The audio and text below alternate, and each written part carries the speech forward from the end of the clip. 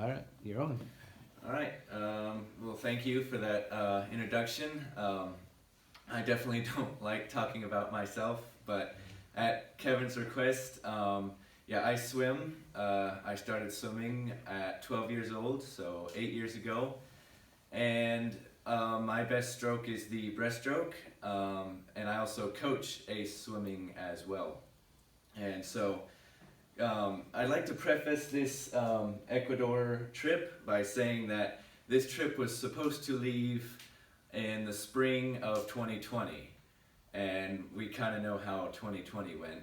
Everything got shut down, didn't happen. I wasn't even planning to go on this trip in 2020, but my sister Rachel was, and she was talking about how like she felt like this team was like a revolving door of people coming in, out, different things. And so a year later, 2021, not spring break, but in May, we got our tickets. Rachel was talking about, I wish Rachel was here speaking with me.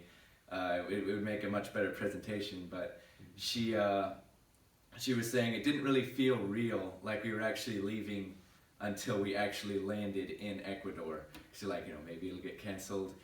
We were leaving with 3 other go trips because OBU sends many go trips at the same time. We had some go to North Africa and different places, and right before we flew out, the Nepal team got canceled and they weren't able to fly out. So it was kind of distressing, and she was like, I'm just so glad that we were able to go, and I was the same way. Going into this, I was super excited. I had always wanted to go on a missions trip. I had planned on doing it in 2018, and things didn't turn out. I felt like it wasn't the right time. God knows when I should go overseas. And so going into this, I had seen how many times my sisters had gone over, and they had amazing experiences, super amazing growth in God. And so I was expecting that, and I'm very happy to report that my growth and my relationship with God has become so much closer because of this trip, and I'm so grateful for it. So first day we got there, the entire trip we would be working with an organization called Pan de Vida, which is translated Bread of Life. And that man there is Oscar. He is the founder of that ministry, and their prime target is the homeless community and similar things too. And right now, during the pandemic, and when it started in 2020, Ecuador has very much of a fear of the virus. And as you can see, we were required to wear masks and things like that. And every time we'd walk into any kind of restaurant or a public building, we would need to be sprayed down by alcohol and things like that. Yes? We're getting a lot of light from the lights. Oh yeah, we can turn the lights off, sure. Yeah. Yeah. And so anytime you go into any kind of public building, you would be sprayed down by alcohol, and you get hand sanitizer, and you'd have to wear masks everywhere. Outside, inside, wherever you were. The only place you wouldn't need to would be when you were in your home and things like that. And so they have very much of a fear of COVID, and so it's very hard for them to reach out and get them to come to their building to be ministered to. And so they were very grateful for us that we were able to come, and they said, we will find things for you to do even though this pandemic is happening. And so as you saw with the few pictures that have already gone by, that after we got orientation at the Pan de Vida building, we went up on a little mountain, a little park there, and we just got alone with God. Oscar got us together when we got to the top, and he said, I would like all of you to find a little spot on your own and just go be alone with God, read the Word, whatever you need to do, because I imagine for you, this trip and planning for it was probably very stressful. And it wasn't as stressful for me personally, I just had to go, but my sister was very much grateful for this time. And she said it was just such a relief to get that moment because she had been doing very much. And she did such a good job of planning this trip and everything. And so this was my team and the Panda Vida team as well. And the city we were staying, as this sign indicates, would be the city of Quito, and this is the capital city of Ecuador. It has a population of about 3 million people. A very large city, definitely the widest that I had ever seen, because it's in a valley, and it just spans as far as you can see each way. And so after the first day, we kind of got settled in. We were staying with an elderly lady who runs a guest house. Much of the time of our trip was on this bus, going to different places. So the first day that we were doing things, we were doing home visits. And so this is another branch of Panda Vida that they do, and as Oscar would say, it is their entrepreneurship program, or as we would say, entrepreneurship program. They provide aid to up-and-coming entrepreneurs who are needing aid. They interview them and they give them $100 to upstart their business. And so what we were doing is, this first lady, this house that we were visiting, she was making gluten-free cookies because diabetes and obesity is somewhat of a problem in Ecuador, and so she wanted to provide a healthy solution to eat dessert and things like that. And so this first lady that we visited, she is a refugee from Venezuela, and she had gotten there when she first went to Ecuador, she was pregnant with her daughter, and when we were there, her daughter was 3 years old. And so basically what we were doing there is we would watch her business and watch her cook, so that's what we're doing right there, and Panda Vida would interview her, and they would ask, what do you need, what are your greatest needs, and how is your faith with God, and what is it like? And she said, when we were in Venezuela and things were better and we had jobs, we knew about God and we went to church, but nothing was really real. But then when we had to leave, and by the way, when she left, she had to leave 2 of her daughters behind in Venezuela, and they're still there right now. We asked her about it later, and she said that they were still there and that they were working to get them back reunited. But anyway, so she said when we were in need and we had to get and make our way to Ecuador, we realized the need for God much more. And with you talking about Panda Vida ministering to me, I can see the love of God in you.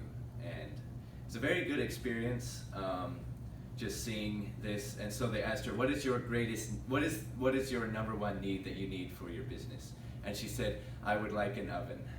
Just because the current oven that she had at that time was very dangerous. I wasn't exactly sure what it was, but she had to light it with a lighter, and it was very dangerous, and gas and things like that. And so Panda Vida was going to buy her a new oven to cook her cookies in. So after that, we prayed with her. If you can see, that is her right there. That's the lady. And I think Sophie from our team prayed. She prayed for her daughter, and for her daughters over in Venezuela. And this lady started to tear up. Very emotional prayer time, but very good as well. And so then we went on to the next house. We visited a total of 3 houses these first 2 days that we were there. And this business was this couple in the far picture there. And her husband is a construction worker, and she provides meals for him and his coworkers. $2.50 per plate, and she provides breakfast and lunch for 30 days. They do like a 30-day payment method. And so interviewed her. We kind of played with her 2 kids. You can see me in that photo there. I was actually showing him a video of me swimming, and he said, when I grow up, I want to swim like that. And so just playing with the kids while they interviewed, just same story. She was also from Venezuela, and they had to get over to Ecuador. And I would also like to say that when a Venezuelan comes to Ecuador, it's very hard to find a job, because Ecuadorians have trouble finding a job in their economy. And so if an employer looks at 2 applicants, and one is Ecuadorian and one's Venezuelan, they're going to give the job to the Ecuadorian. And so it's very hard for them to find a job. And so they were very much grateful for the help that Panda Vida could provide. There's more of my team and playing with the kids, very cute kids, names Ronald and Robert. And so the next house we visited were chickens, the chicken business. This couple had also, the house we visited, they were all refugees from Venezuela. And they ran not an egg business, but just a chicken business. We asked them what the reason for that was, and they said it was just too expensive to run an egg business because you have to leave these electric lamps on the eggs so that they can hatch and things like that. And so like we just buy them and sell them. And so another great experience there. On this one, she was pregnant with a daughter, about 7 months I think, and they also had one son. And this one was not planned. Like, they were not expecting to have this child, but they seemed very happy that they were going to be having, and their little son is also very excited. And they said that when he heard that these missionaries were going to come visit their house, he went and took a shower in preparation for our arrival. And so the next day after that, we were going to be watching the kids of different people in their entrepreneurship program while Panda Vida took them to go buy supplies that they needed. Different from the people we visited the day before, but they have, I think, over 100 people in their entrepreneurship program. So going into this, I felt extremely prepared because I have coached kids for a number of years, and I run their dryland exercises and things like that. So going in, I was like, this is gonna be great. God has provided this skill that I have, and I can use it out here to minister for Him. And it wasn't the first time either, but I'll get to that later. This is me and my team getting taught a little bit how to dance by this one girl. I don't think we were very good at it, but it was still fun nonetheless. And one of the girls on our team, she's the one in the green shirt sitting down. She has a life passion to minister to the special needs, and she actually, as we speak, she's at a camp that is for special needs children and that they minister the gospel to. And so the young man you see in the wheelchair, he is a special needs kid. And so she just took to him right away, and she just started ministering, and you could tell he was having the greatest time because all these children had been shut up in their houses for about a month because of COVID, and they have not gone outside. It was kind of sad to see, like, I couldn't really speak Spanish, but two of our team could, and they told me later, like, there were kids walking in different spots in this park, and they're like, look, Mom, it's a tree, and things like that, because it had been so long since they'd seen one. And so they had been shut up for so long in COVID, and so them getting out, they were very happy to be there. We did crafts with them, did Bible stories, they did like a little Noah's Ark craft and things like that, played a little soccer, did some chalk drawing on the street. Just such a great day. I think two of these photos, my sister let one of the little boys take these photos, and so pretty good job, I think. He never really handled a camera like that before. So just another great day. And when we got to leave, and you can see a better picture of Roberto there, that's the special needs boy's name, and he didn't want to leave. Like two of them went to go help him into the taxi, and he was getting kind of belligerent, but you can kind of understand he didn't want to go back to his house. He'd been there so long, and you could definitely tell he was enjoying being there. And kind of sad parting with him and Sophie, and just it makes you think about how hard other countries have it when there's such a fear of the virus, and we have it so much nicer here. And so this picture here is my entire team, and then the one on the very end is one with Panda Vida, and then the one on this end is a local, and she was our translator. She had worked with my sister a number of years before and many times since. Very, very just energetic and just super, super nice, and she was very good at what she did. She didn't think she spoke very good English, but she did. And so on that evening, there wasn't a whole lot left to do, so we just went and did a little bit of touring.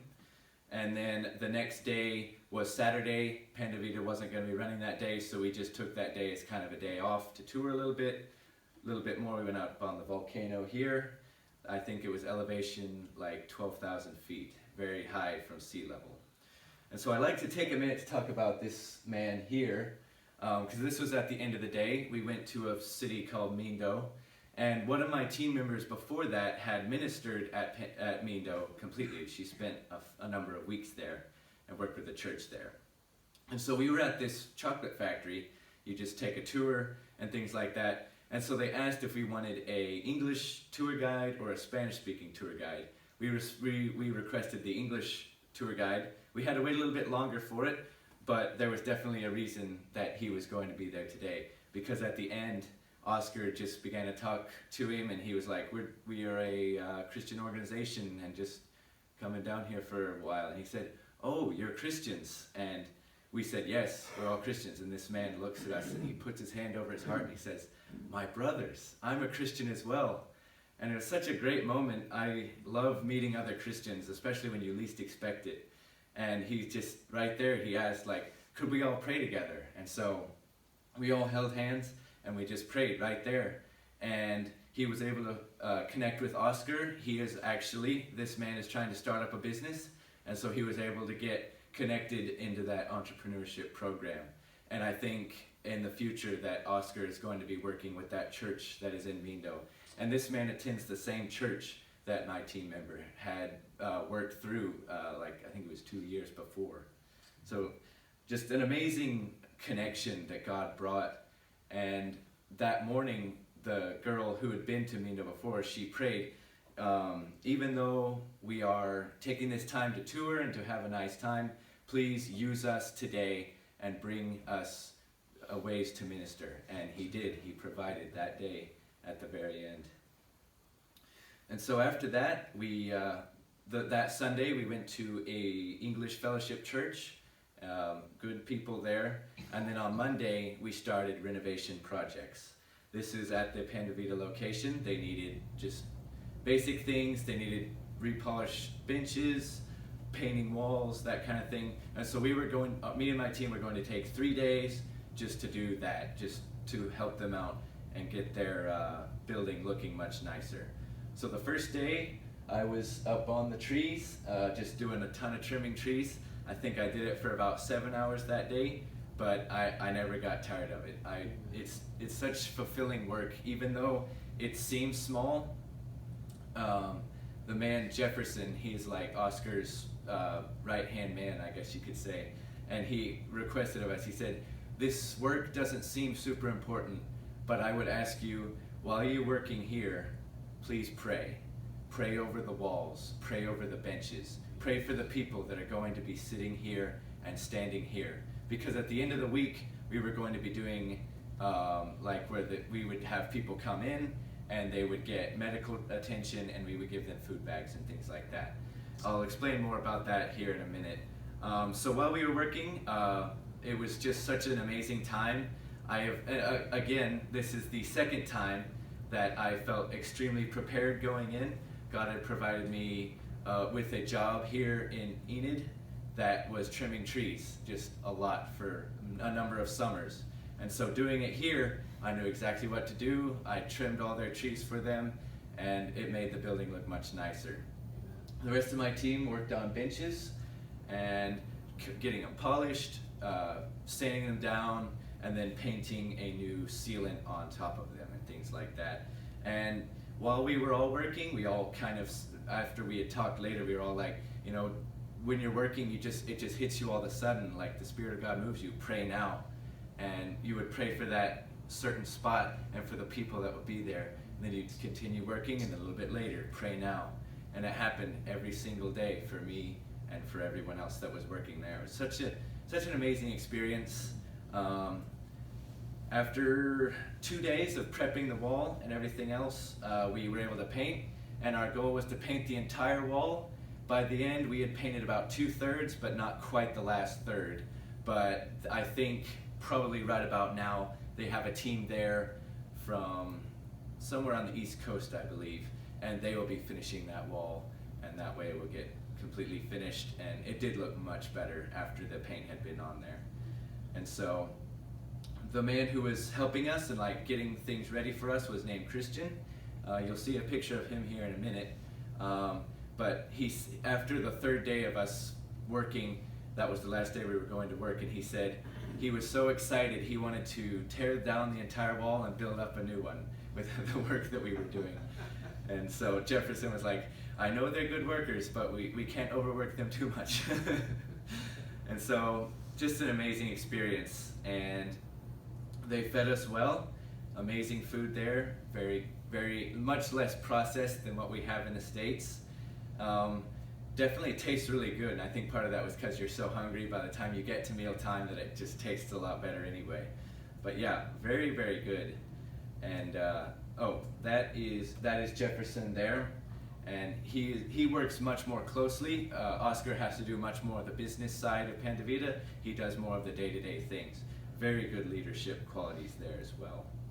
And so I'll skip past here. That is Christian right there, in between Rachel and I. And he used to be a kickboxer, and so very nice guy.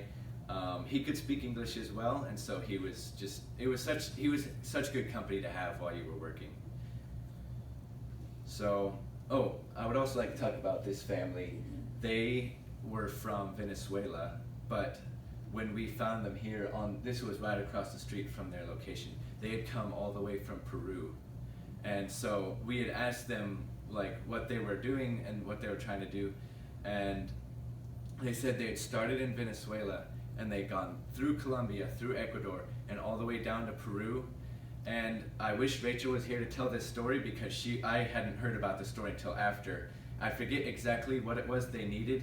They were just looking for jobs, I think, or something similar too. But when we found them here, they were working their way back to Venezuela from Peru. So they had gone all the way down and they were already on their way back. Such a long journey. I wish I knew how many miles it was, but it's a lot, definitely a lot. And so we called Juan Carlos over there. He is Pan de Vida's social worker. He is the one right there in the orange shirt, and he works with the people very closely because of his social work. And so he got with them, connected with them, and they were able to help them. And some of our team were able to give them tracts, gospel tracts and things like that. And just another thing like that where we were that was one of the days we were working on the wall, but then God provided these people for us to minister to. And so after that third day of work, we had 2 days before we flew back out to the States. And so Jefferson asked us to give out flyers to anybody who needed the help. And this would be for the medical attention and the food bags and all of that would happen in the next 2 days. So that's what we did there. And I think on the next slide we have a video, and I'll go ahead and show it. Yeah. So this was the next day when we were doing the food bags and things like that, and Oscar said, I would like to film a video for your churches back in the States, because all the food bags that you're about to see in this video was money that anyone who gave to Pan de Vida, that's your money, bought that food. And we raised between all of us on the team, we raised about $9,000 to buy food, and that will provide food for them for about 6 months. And they were very much grateful for it, and I would like to say thank you to Kevin. You gave a lot of money, and I just am very appreciative of it. And so this is a personal thank you from Oscar for anybody who gave to the Pan de Vida ministry.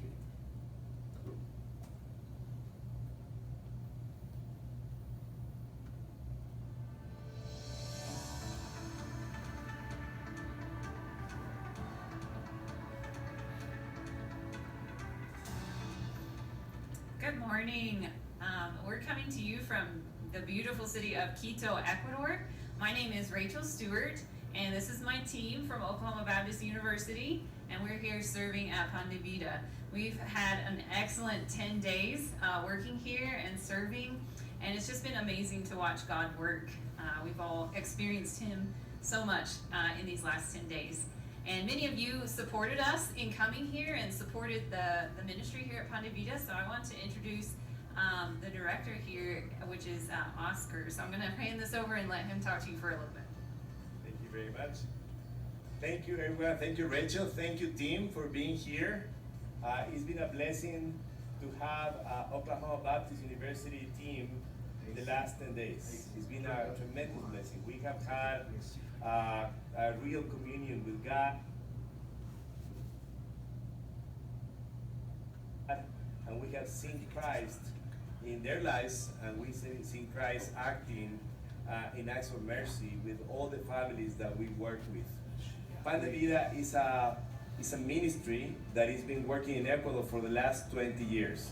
During this year, we have been battling the pandemic, and we have been battling the effects of the pandemic and the quarantine among the families, the poor families in our country. Normally, we have around 200 families that we help every month. With your support, we've been able to help 600 families.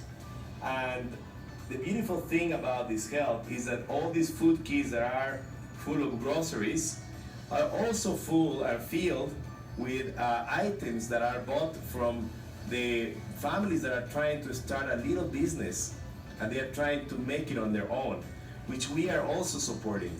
So for every dollar that you donated, 2 people have been blessed. Today we had the blessing of receiving 100 families.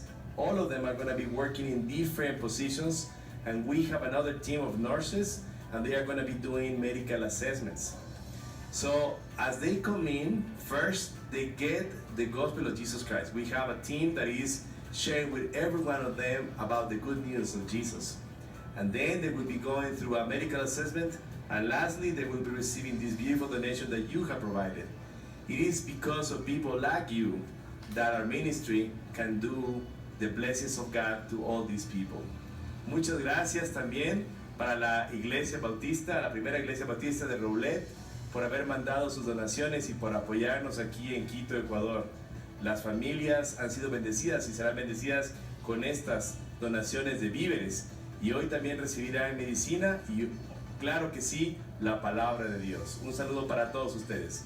Thank you very much to all of you. God bless you, and we hope that as they go back, they can relate to you all the wonderful things that God has been doing during this time. Thank you, and God bless you. Bye-bye.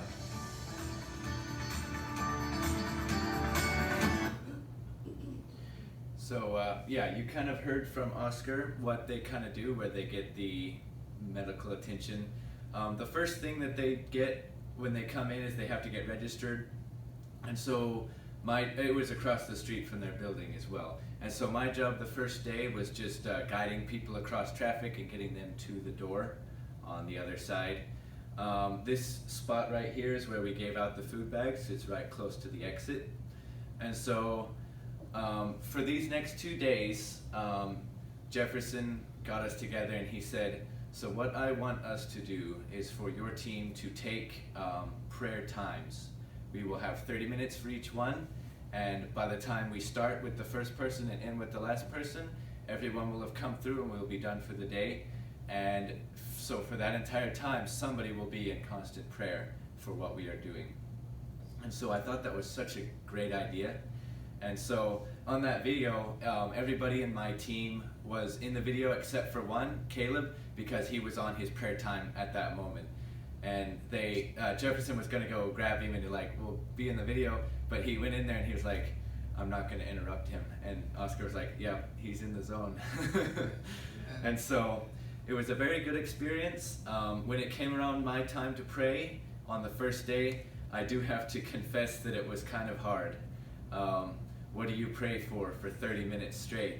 But I made it to the end. I do feel like it was a good time. But then the next day, when it came around to my prayer time again, it wasn't even a problem at all. I went in there and time was gone, and 30 minutes was over like that. And I have to say that was the most I've ever felt the presence of God in my life. I just went in there and I just praised him for a while. I read a little of the word. I prayed for the people that they would receive the gospel. I prayed for the workers, and then my 30 minutes was done, and I felt so strengthened after that prayer time. So definitely the best experience that I've ever had, I can say. And so these two here were setting up for the registration, and then there's the food bags there. We're getting ready to, we had to pack them up that day. Like most of the ingredients were pre-packed, but then we had to right before we handed out, put a frozen chicken and milk in those bags to give to the people. And then on the second day, we gave them eggs because we were out of a different ingredient that was in the bag.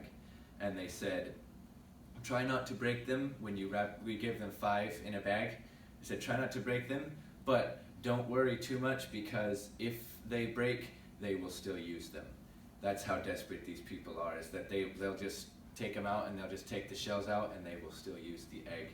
And I can confirm we didn't break any eggs, so I am very happy about that.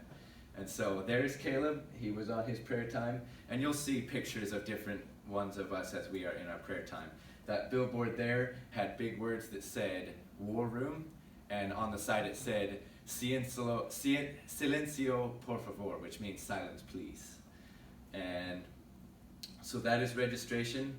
That we were able to give them juice and things like that while they were waiting in line, because there was always a very long line to come up and get registered at these computers. I'm not really sure what all they had to do to get registered. It was all in Spanish, so I couldn't understand. All I could hear was that at one point they said WhatsApp, but I don't know any farther than that. But while they were standing here in line, we had a man and a lady there who would preach the gospel to them while they were waiting. And so, very good to see. You could definitely tell people were listening. There's another photo of them there. That lady in the background talking to Michaela, the redhead, that is one of the ladies who was preaching the gospel. And so over the course of these 2 days, we had a total of 80 people pray to receive Christ as they heard the gospel. And now this is a captive audience. You know, they may have felt obligated to pray and things like that. But from what I could see, people looked very earnest and they were asking them questions and then they would pray. And so I definitely would have to say that out of 80 people, I would say many of them are genuine. We can't confirm that all of them are, but very, very good praise to God for that.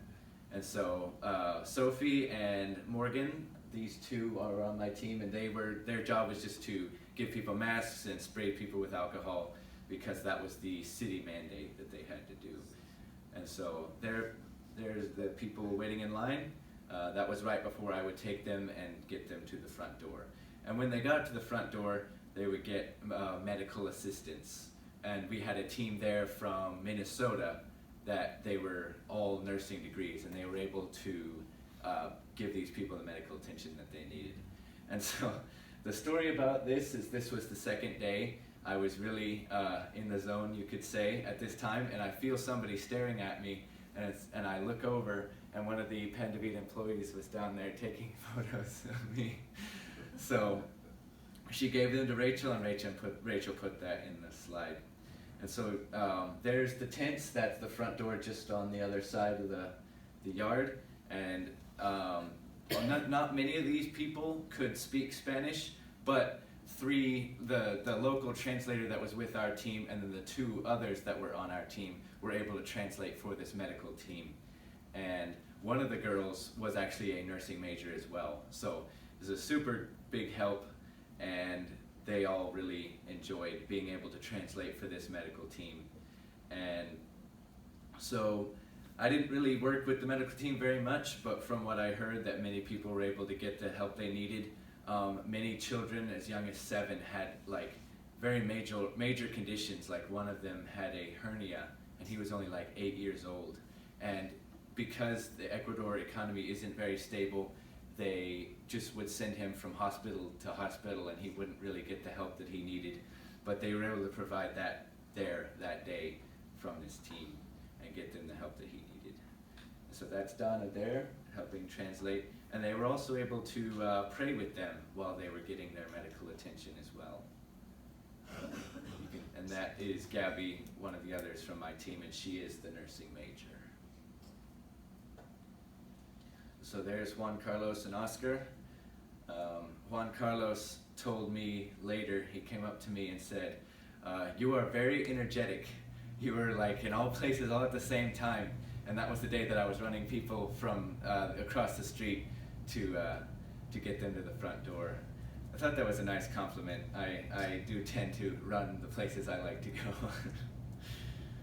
So there's Sophie on the prayer team as well. And then one of the days, as me and Caleb were handing out the food bags, we were just able to play with the kids while there was kind of a lull in handing out food bags. Very cute kids. I wish I could have understood what they were saying. It makes me really want to learn Spanish, and I may have to start doing that here in the future. But yeah, there's Gabby. And then Michaela, she could speak Spanish, and she was also able to preach while she was doing her other things through those 2 days. And I think she prayed with this couple at one point. There's more preaching the gospel. I forget this girl's name. She was there the second day, and she knew that man and woman. She helped them preach that next day. And then this guy on the right, the man on the right photo, he brought probably, I want to say, around 500 of those little bitty New Testament Bibles, and I was able to help him hand those out through the day. So there's Donna. She really connected with this guy doing the Superman pose. And then there's Michaela during the prayer time. And then there's more of the food bags, and all of that still is used with the money that you were able to provide. Very good to see. And then there's packing. It did get kind of busy at one point where we were just like pack, hand. It's quite a bit, but it was good though. It was good. There's Morgan. And then after the last day, final debrief, just talked about different things, and then we got the entire medical team in, and my team and the Pandavita team, and we all just sang a hymn together, and it was a very good time. And then we had a final prayer, and then we took this last group photo. That is pretty much everybody that was there on the last 2 days, and then it was done. We flew out the next day, and I have to say that was like the longest, but also the shortest trip I've ever been on. I wish it had lasted longer, because it felt long at some points, but then it was over just like that. And so if you can see this guy to the right of me up at the top, Rachel's going to be working with him when she goes back to Ecuador in just a few weeks, and so she was able to meet him while they were there. He was heading up the medical team. Oh, one thing I forgot to mention, this is the last thing, that the lady who provided meals for the construction workers, she was able to come on these last 2 days, and she brought her products and sold them to Pandavita so we could give them out to the people. And so when I heard about this later, when Oscar asked her, how are you, how are your husband? And she kind of got tears in her eyes, and she said, we're separated. And we had only met with them about a week earlier, and they were together, and then during that week's time, her and her husband had separated. And so they talked with her for a while, and they said, please, they gave her a Bible, and they said, please read this, and have your husband read it. Because if you can get your relationship with God fixed, then you can get your relationship with others fixed as well. And so she looked very encouraged by that. She said, I will read this, and I will get my husband to read this as well. And so our prayers are with them that they would get back together. I don't have an update. I'll ask the local there, Donna, but I would like to provide an update on that. But yes, continued prayers for them. And so that's all I've got. You have any questions for Asa? What's it about the camera? I think Rachel and Laura has shared that this have a real obsession about cameras.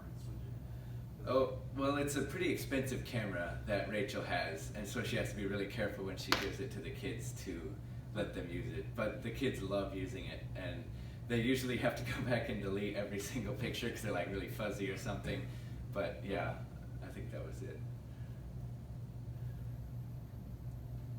But yeah, and I guess I could mention this as well, that when I got back, and I spoke this a week ago at Victory Bible, and I was able to get many of my swim team friends to come, some of whom are not saved.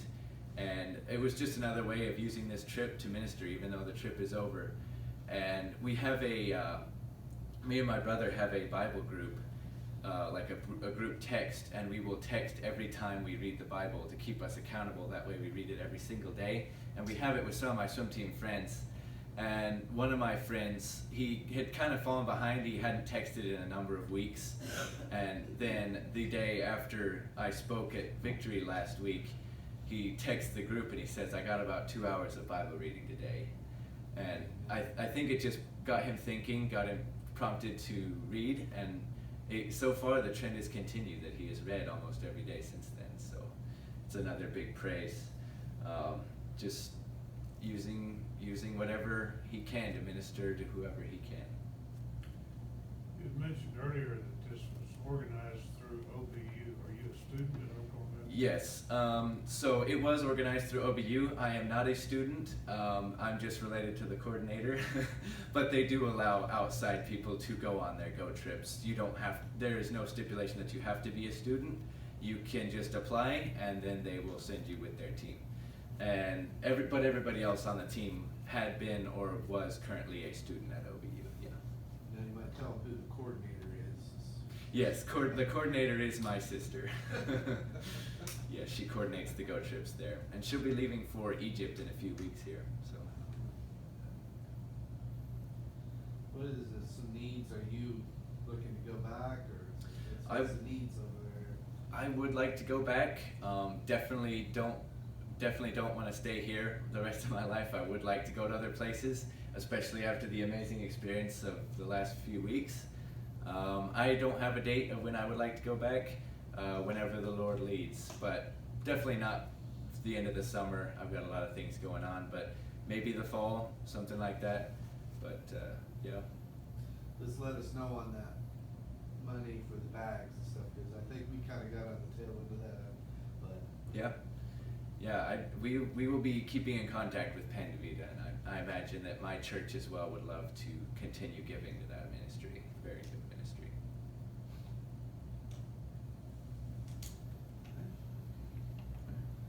Thank you for letting me speak here this morning. Thank you. Thank you.